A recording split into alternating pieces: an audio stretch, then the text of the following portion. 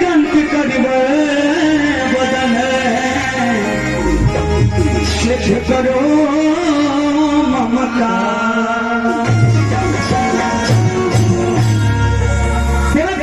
बाबा सिंह जी ने बोले कि बाबा आदि गणपति दे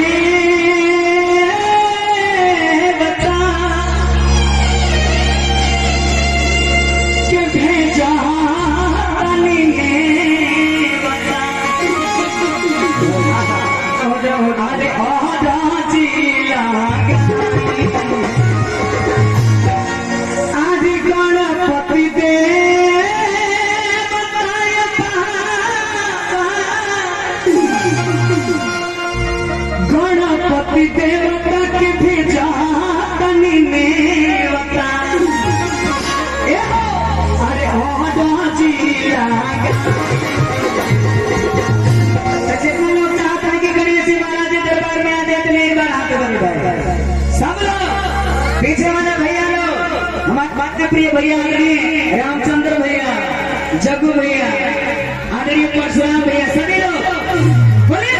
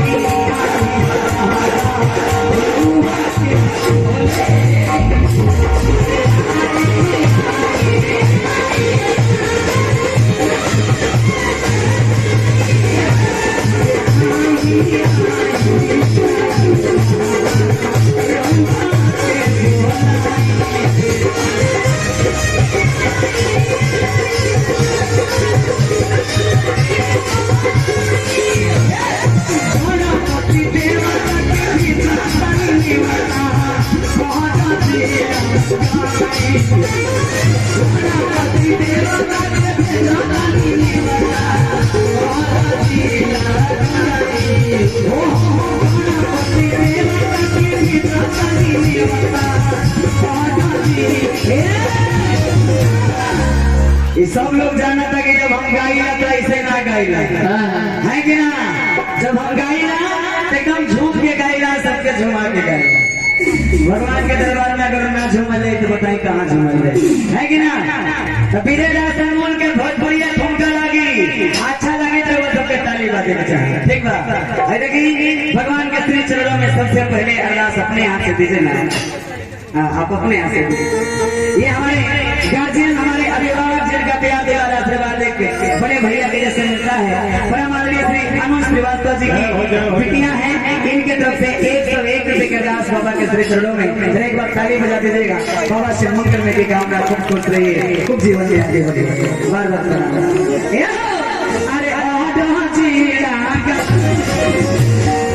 लग जाना भैया। एक बार दोनों हाथ उठाए सब लोग। राहुल भैया जी चित्रांश प्रिंटिंग प्रेस से परिवार के दुल्हरुआ बने, हमने के गार्जियन बने, आदरणीय श्री राहुल श्रीवास्तव जी बार बार प्रणाम करते हुए बोल सच्चे भगवान की आधे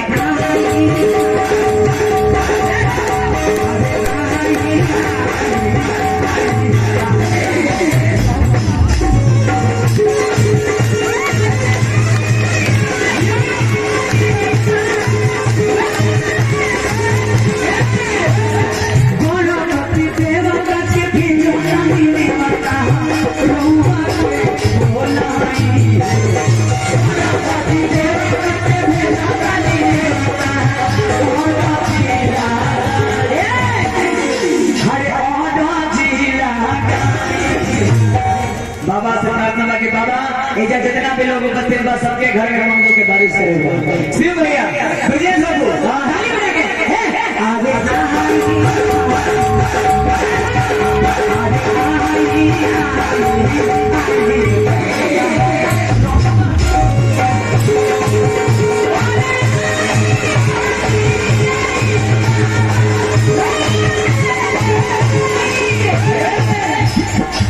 ज्योति से ज्योति जलाते चलो, ज्योति से ज्योति जलाते चलो, प्रेम की गंगा बहाते चलो, गिरते हुए उठाते चलो, गिरते हुए उठाते चलो, प्रेम की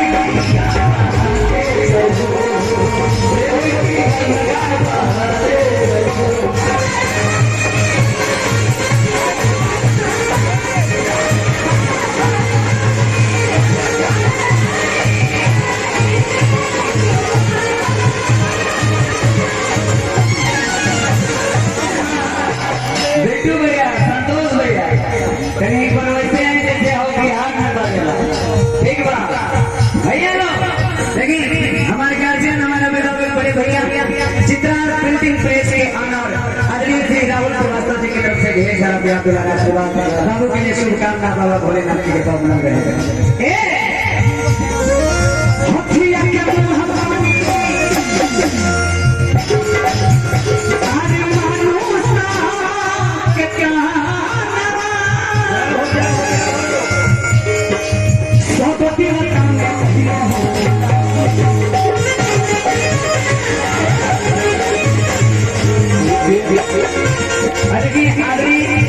स्मार्ट डिजिटल स्कूल चौक दुबौली जिसके संचालक महोदय हैं संदीप सर जी और DSP सर जी माँ सरस्वती कॉलेज क्लासेज दही की तरफ से हजारों हजार रुपए का दान भगवान से मंगल में देता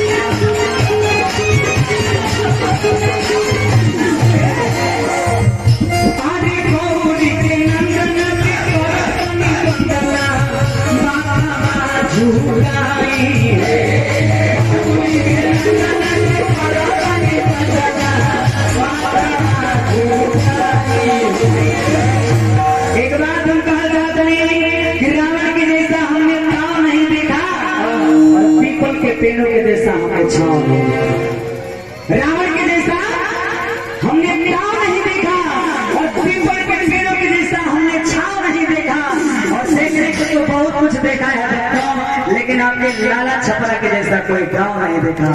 लाला छपरा के जैसा कोई गांव नहीं देखा। और सबके आशीर्वाद से भारत के हर कोना कोना में टीम के कार्यक्रम हो रहा था लेकिन हम जब भी लाला छपरा में चाहे दुबौली में चाहे सोहनपुर में जब भी आएगा तो लगेगा कि हम के अपना घर में बने अपना परिवार में बने आपन माई बहन बेटे अपना भैया लोग के बीच में बने बड़ी अच्छा लगेगा। बड़ी गणेश जी महाराज की आज मंगल के दाता बिखना हाथ भैया आज पीछे पुकारे बाबा कभी नहीं अम्मू भैया जी गणेश भैया जी बोले गणेश जी महाराज की ताली बजाके और देखिए हमारे प्रिय भैया आदरणीय जग्गू भैया जी के पीछे बैठल बानी बार बार प्रणाम करते हैं आपके हमारे जग्गू भैया के पापा जी के बार बार प्रणाम बा सबके बार बार प्रणाम बा सबके स्वागत बा ताली बजाके हे मंगल के दाता आज बिखना हाथ भैया पीछे झुकाने बाबा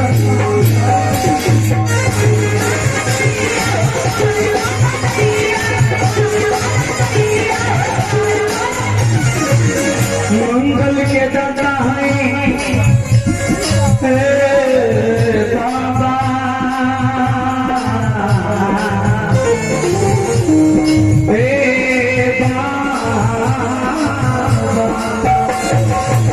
मंगल के दाता है दिखना भैया पीछे पुकारे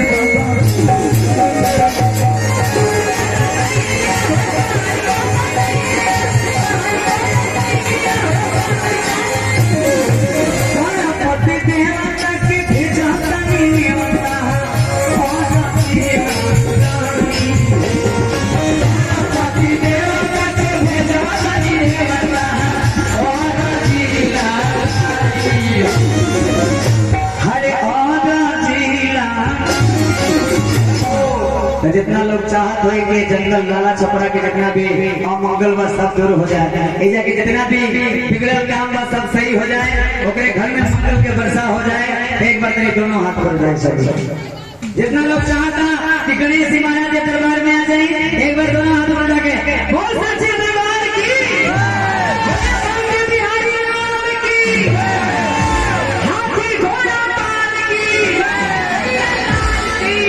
बोलेंगे जय कन्हैया लाल की है कि नहीं। हमारे गार्जियन हमारे अभिभावक अरली पांडे जी बैठे हैं आपको बार बार प्रणाम आपका आशीर्वाद बना रहे सभी लोग बोलेंगे